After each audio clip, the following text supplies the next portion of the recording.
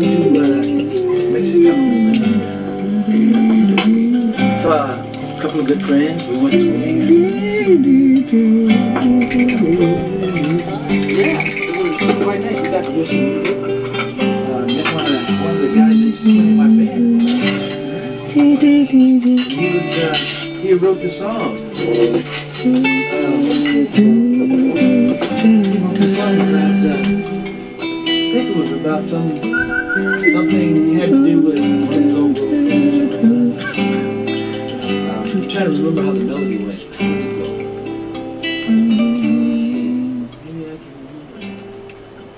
Di malaman ang sasabihin pagkarapan, ngunit nililingon naman pag dumaraan na. Oh, laking pagkakamali kung di niya malalaman. Kaya sa awitin kong ito padarama.